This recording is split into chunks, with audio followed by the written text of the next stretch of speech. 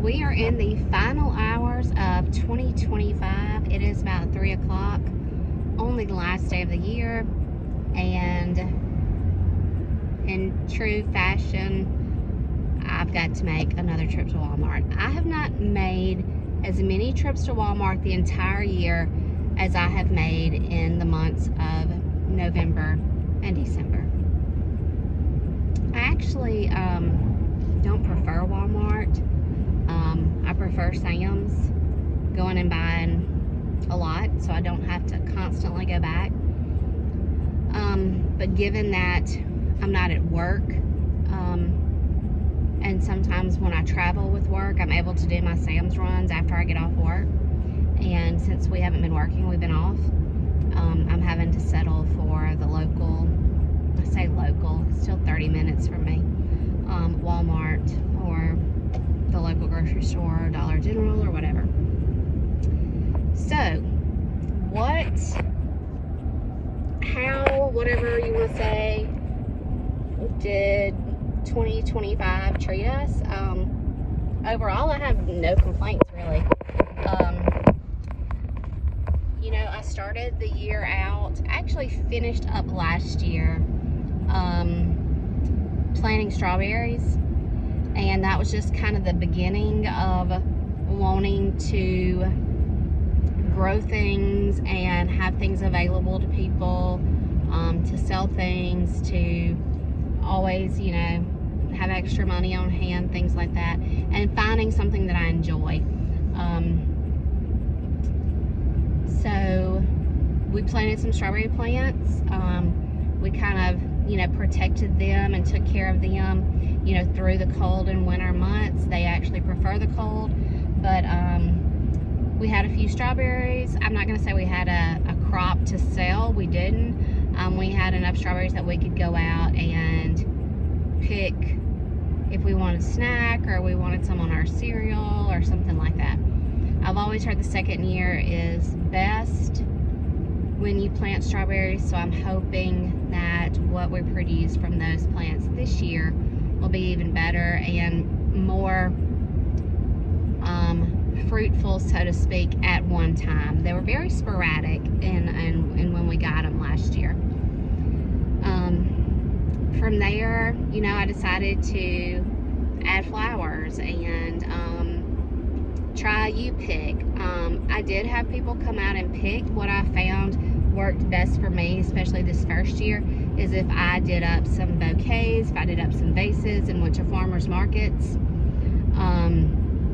and sold things there, or if people called and said, hey, I need an arrangement for something for church, or I need an arrangement for something at school, you know, I could put something together for them or for teachers. I still want to continue to try to grow the U-pick, and and this is one thing that my husband said, our location will hinder us a little, it will hurt us, because the closest anything to us is 15 minutes. So people just aren't really coming our way on the way to something, so to speak. I'm trying to get y'all, the sun is just, it's a good thing. Let's see, it is 61 degrees. We've had 2 nights below freezing here lately, and I was just outside in shorts and weed eating the other day. So, you know, there were a lot of trial and error. There were some seeds I planted that did not produce, and a lot of that has to do with me being stubborn and not following directions when it says start indoors. You know, the rebel in me said, nah, this is Mississippi, they're gonna be fine. They didn't come up. And I actually tried it a second time when the weather got a little warmer. It still didn't come up. So, lesson learned, money wasted, but, you know, failure is how you learn. So, I'm learning. Sunflowers did great, zinnias did great, marigolds did great, amaranth and celosia, all those things, you know, just a lot of fun. So now is the time of year where you're starting to order your seed again and designing your layout, and what am I going to do the same or what am I going to do different, all those things. We also, even before we did the flowers, I did spinach, I did broccoli, I did carrots, I did radishes, I did lettuce. Those were a lot of fun.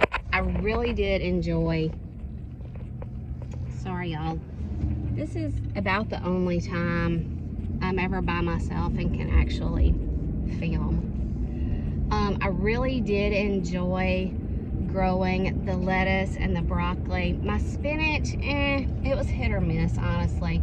The radishes did amazing. I will definitely do radishes again, and I may do even more. And I may do a couple of different, I may do some succession radishes because they did so good.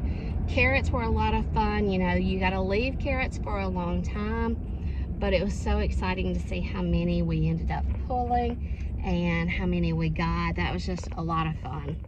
I also tried watermelon and cantaloupe, and honestly, I think they drowned. I think my seeds got washed away or they rotted in the ground because not long after we planted, we just had torrential rains, and that end of the garden stayed very wet for a very long time. And that's something we've definitely got to work on as we plan for this year, is looking at our wet spots and trying to get control of those areas to where we're not holding water. You know, from there with the flowers, I did a second crop of, gosh, the sun. Did a second crop of sunflowers for fall. I'm gonna say we had flowers to some degree up until mid to late October. I don't know that I'll start them as early as I did this year. I kind of had some FOMO because I saw a lot of the flower farms in our area were opening up on had early flowers, like for Mother's Day and stuff, and then they were opening up their actual farm like Memorial Day weekend, maybe even earlier than that, I can't remember. And I wanted to make sure I was ready, and I think I planted just a little too early. So, you know, Mississippi summers are hot, so people aren't always just dying to come out and walk around in your pasture and pick flowers in the heat. So I want to be real strategic about the season and about my planting time. Pumpkins did great. In fact, I had more really than way more than I expected. If you'll remember, I kept looking at the patch going, I just don't know if there's very many out there, and there ended up being, you know, about 1,200 pumpkins in all, including gourds and stuff. And I didn't sell them all. I feel like last year I was early. I felt like this year for some reason I was a little late. I think I was just very lazy about, I'm not gonna say lazy, but finding the time to get out there and just get them picked. I don't know, things just kind of kept getting in my way, and I was waiting on them and waiting on them and waiting on them and just making sure that they were done. And I feel like I was a little late in getting my sales going. So, you know, when life hands you lemons, you figure out what to do with all of them. So that's when, around Thanksgiving, I started looking at what I had left and what I could puree and what I could freeze and what I could turn them into. And I started selling dog treats, and those have been amazing sales. And I've pureed so much pumpkin and have it in the freezer to be able to make dog treats for people all year long. And so we bought a new tractor this year. We bought a tractor last year. We bought another one this year. You know, it's a lot of fun for me. It's work. It's a lot of work, but it's fun for me. And I use the term farm loosely because I never want to downplay what the farmers in America are actually doing and the work that they're actually going out and giving from sun up to sundown. And my, you know, hobby, so to speak, you know, I call it a farm, but I understand the scale that I'm on and the scale that true farmers are on. I almost wish I could come up with another term for it, That's fun. I mean, yes, I do it for an income. July of this year, of 2025, I signed a contract for work that started my 30th year in education. So I've got to complete the year. So 30 years as an educator in the state of Mississippi. I could have retired 5 years ago because I got in under that 25-year mark. But, you know, I do all this because I know that I am going to retire soon, and I do want to have the same income as we have now. You know, I always say retirement checks and paychecks are two different things. And I want to keep an income up as well as have something to do, have a hobby, have something to keep me occupied that keeps me at home with Macy, that I can be nearby for her. Nothing much exciting happened with Macy this year. We just put our heads in it and fixed one of her power chairs on our own. You know, stole some parts from one for another and just really got in it and got it cleaned up and got one of her power chairs going that she hasn't had for a very long time. Lane Kiffin broke her heart. You know, he left us at Ole Miss and went to LSU, and she dearly loved him, but she's okay. We're moving on, and she's diehard Ole Miss. She's going to stick with them. Morgan got accepted into dental hygiene school, and she had a 4.0 president's list first semester. She did amazing. She's really enjoying it. I think her summer work and a year of experience at our dental office has really prepared her for school, and it's helped her to go in with some knowledge already. No major health issues in our family this year. Greg had a little issue with a knee.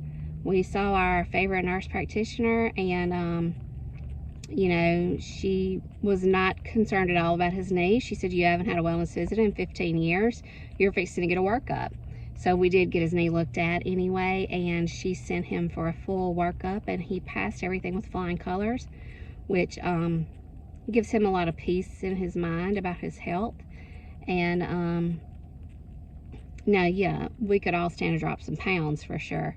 But, you know, his heart checked out, his blood work was good, his, you know, GI is good. No other major health issues with anybody other than, you know, a little common cold here and there. I did, I say crack a rib. Today's Wednesday, Friday will be 3 weeks. I didn't do anything. I literally dropped my phone in this floorboard and leaned over this middle console to grab it and heard something in my side pop. Now, I'm not going to say I heard it like with my ears, but I like internally heard it. And yesterday and today have been truly probably the first days that I didn't walk around still holding my side to some degree. I still feel it when I'm sleeping, and there are certain moves that I make that I can still feel it, but for the most part, I think it's gotten better. I'm not going to truly say that I cracked it because I don't know that I did, but I know I thought I was going to die right on the side of the road and nobody would know what had happened to me. It hurt bad, and I hurt for a while. Like I said, Friday will be 3 weeks, and I still feel it, but it's better. So, reselling, yep, still doing reselling. Did not hit reselling hard at all this year. I got very lazy on my listings and my postings, and I was just kind of selling locally. Did not do as many storage units this year. Did not do as many yard sales this year. Going to. Now, I sold at the parking lot sale several times this year. I did a lot more online auctions this year, like buying from. Auctions versus storage units. Storage units, you never know what you're going to get, and you got to take it all. With online auctions, you can be very, I guess, curate exactly what you're getting and picking and choosing But it's a little dangerous because, you know, people start bidding and you're like, no, that's mine. And then they're at home going, no, that's mine. And, you know, and then you feel the need to win.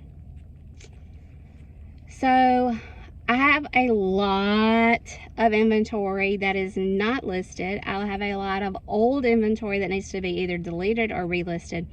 So I'm trying, I don't really make New Year's resolutions. That's not who I am. I'm 50 years old. I am who I am. There is no changing this. But I do have some goals. I am going to be hard and heavy on eBay and Poshmark until I whittle my inventory down to something that is much, much more manageable. Right now, I've said this before, but I'm really going to try to stick to it. I'm going to do 10 listings a day, which is 70 listings a week. So I'm not going to make myself do it every day. If one day I get, you know, 30 listings done, then I can take a break one day or something like that. So I'm aiming for 70 a week, but I'm bringing it down for 10 a day, and we'll just kind of see how that goes for a while.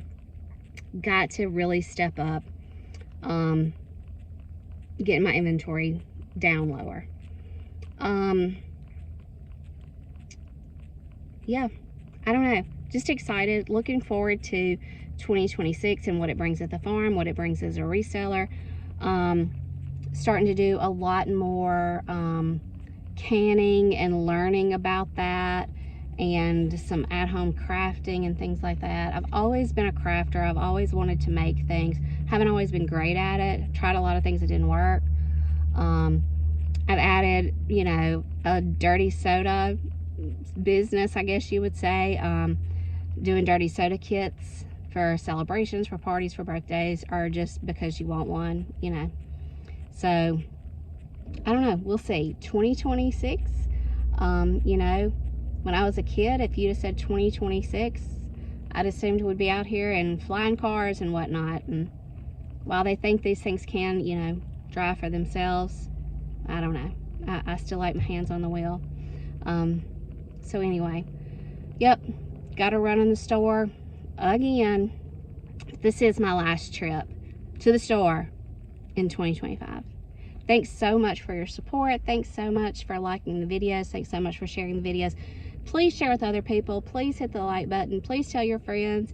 And please hit the subscribe button. And I will see y'all in 2026.